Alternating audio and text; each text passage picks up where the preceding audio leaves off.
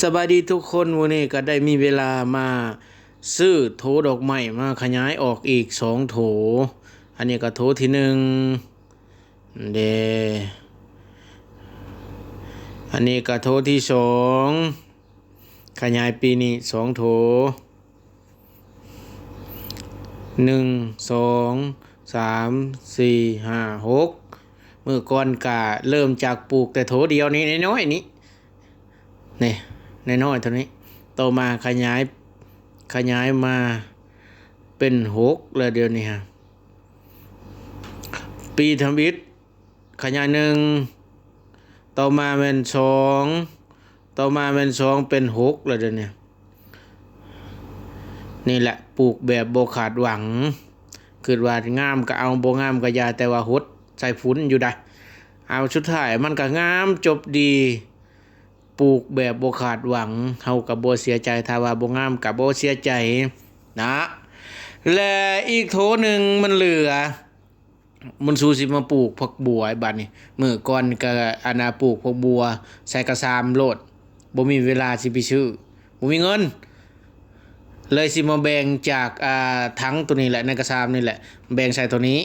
เนาะเอาก่อนอื่นเฮาก็มาขุดดินเพิ่นว่าเอาดินเปล่าๆดินล่าๆนี่แหละมาใส่ปลูกทำอิฐแล้วจึงใส่ฝุ่นเพิ่นว่าหลังจากเฮาขุดสำเร็จเสร็จสิ้นแล้วเฮาก็สิมาจิ้มๆๆๆแล้วนึงเลือกเอาขี้เหงื่อออกแล้วมาแบ่งผักบัวตัวทีฮะแบ่ง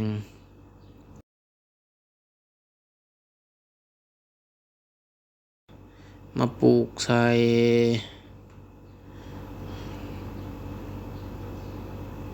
ตัวนี้ตัวใดเอาตัวนี้เอาจาก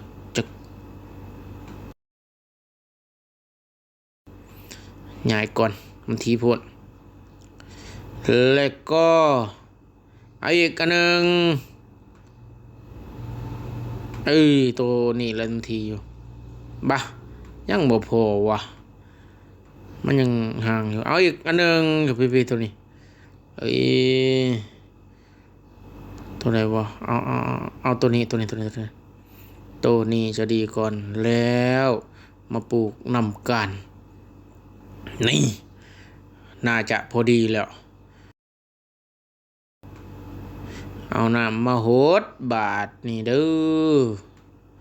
น้ำหดต่อเอาโทใส่หดน้ำสักก่อนว่าจะชื่อ2โทกัน